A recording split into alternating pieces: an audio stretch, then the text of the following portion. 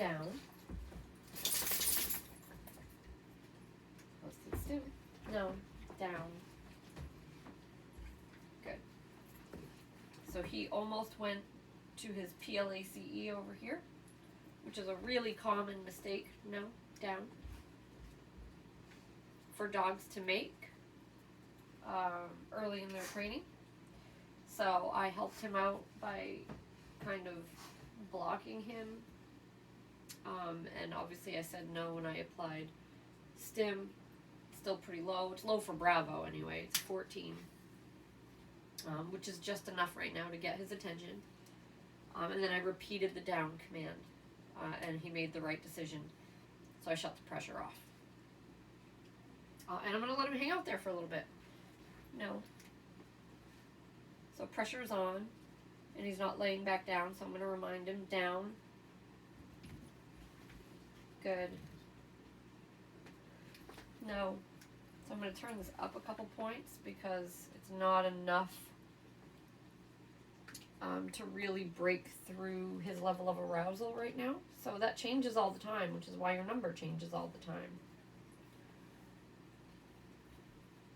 So we're always reading the dog and observing. If I don't feel like it's getting through, I'll turn it up.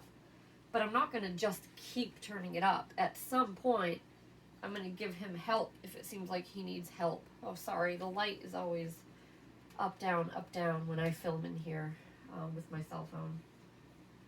Should probably use the regular camera, but I don't have the tripod. So I'm going to sit on the couch. That's often a trigger for dogs. No. So I preemptively kind of got him there, but I could tell he was about to get up, so I marked it with a no right away, and I just tapped. He's looking at the cat right now, which is a pretty good distraction because he's fascinated with the cat. I'm going to bring my dog in too and let him roam around, which will be a distraction. And then we're going to do some drills with getting on place and coming to me and laying down and place again and just kind of go back and forth with some stuff that he knows. Boo Boo, come on buddy.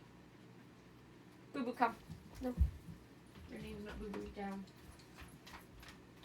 So I'm gonna go up again. Down. No. Good.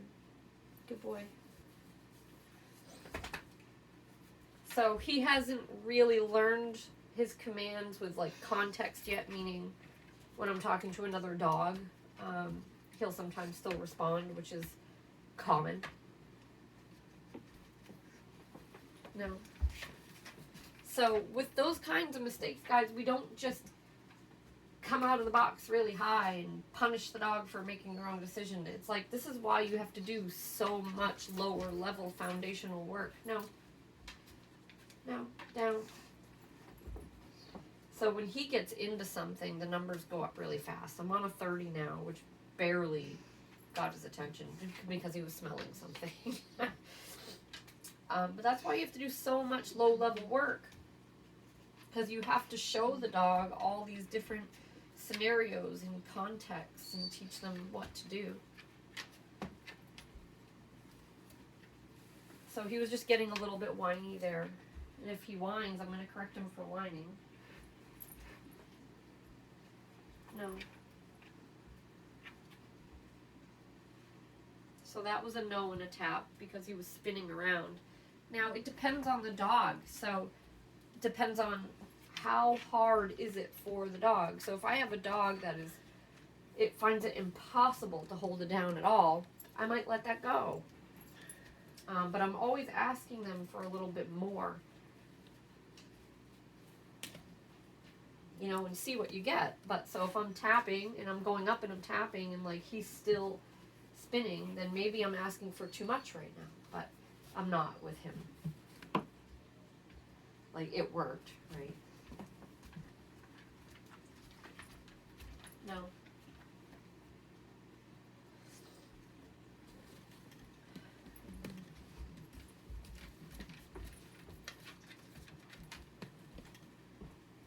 No.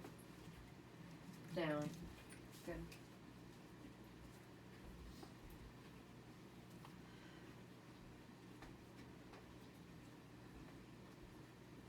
Yeah. So he has a lot of energy, a lot of arousal. He gets stimulated, you know, and he'll ignore this even on higher levels sometimes, depending on the situation. But he can do it. He has the ability to do it. Most of the stuff. No. Down. This is what he needs. He needs coping skills. So it's hard for him to just lay still and watch things happening around him. So, and if you can't do that here in the living room, well, then you're dead in the water when you try to take him out somewhere.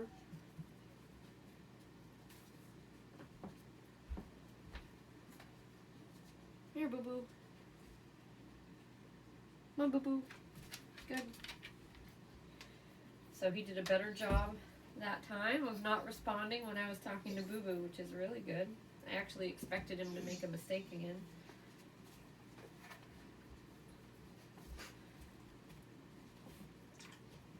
So now I'm going to send him to PLACE and do some other stuff. I'm going to turn the remote down because it's up pretty high right now. And I have a feeling I'm not going to need that once we start doing motion work, because that's a little easier for a dog that obviously wants to move. So we mix it up, right? We're going to work on the still stuff. But we're also going to do stuff that's easier and just repetitive to build that muscle memory. Bravo. Place. Good. Auto down. That's great. So if he didn't lay down, I would just tap. I wouldn't even necessarily say down because he knows I expect it. And I want it to be automatic. Bravo, come. Come. Sit. Good. Down. Good. Place. Okay. So see, he's not laying down. I'm going to tap. Tap again. There we go. Beautiful. So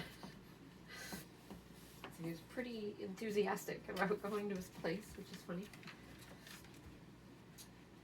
Although, you know, I say it's funny, but we really want to work on kind of calming down some of those transitions. Bravo, come, sit. No.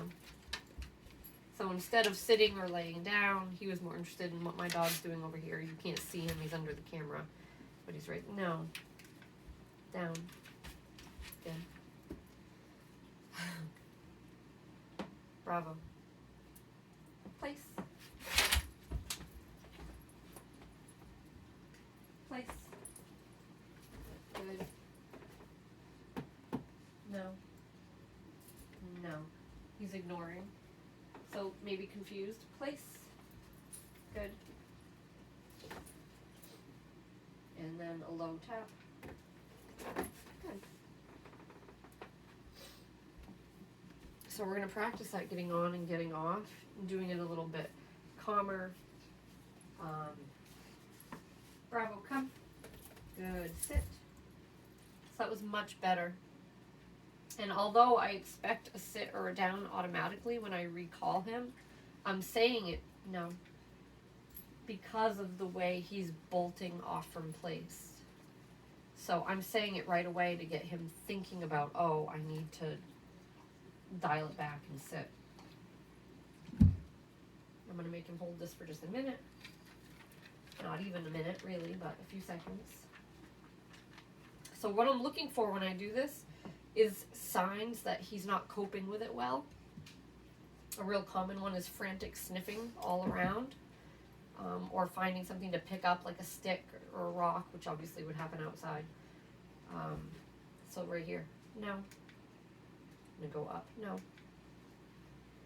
So that's a 40, right? So some dogs jump out of their skin at a 5, no. So every time I have to ask him not to do that, I'm going up a little bit, so now I'm on a 48. So you gotta read the dog, guys. It's super important. People will ask, what level is that? What level do you use for this or that? There isn't one. I'm sorry, there just isn't a level for that. It depends. Just watch the dog. What are you getting? Right? And if it's clear that the dog is uncomfortable and you're still not getting traction, they're probably confused. So just help them. The answer isn't always going up. Place.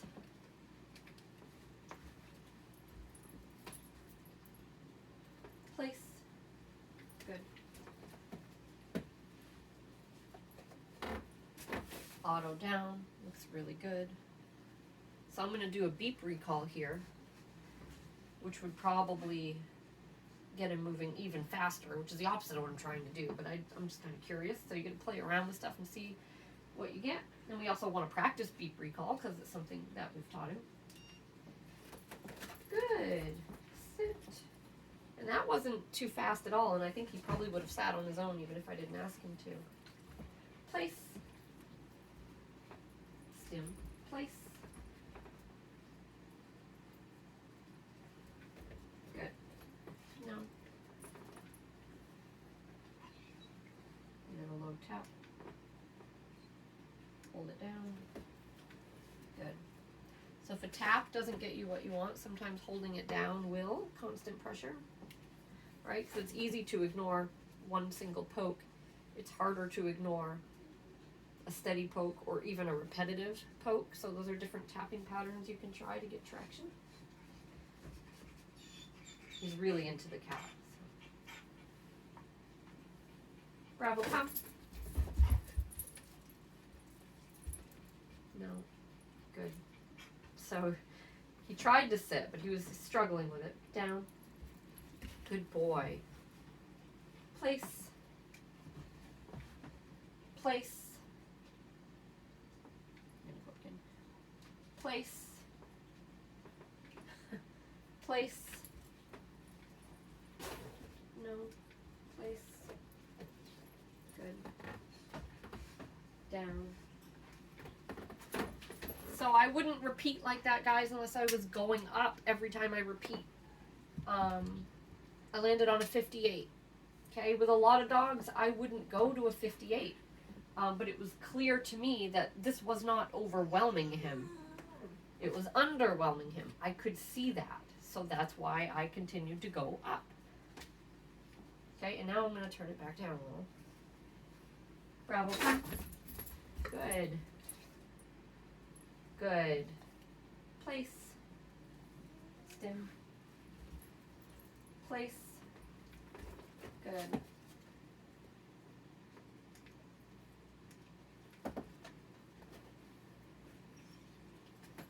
He's fighting it. So that's it. We're going to do some more drills and then we're going to take a nap. Or he's going to take a nap. I wish I could take a nap.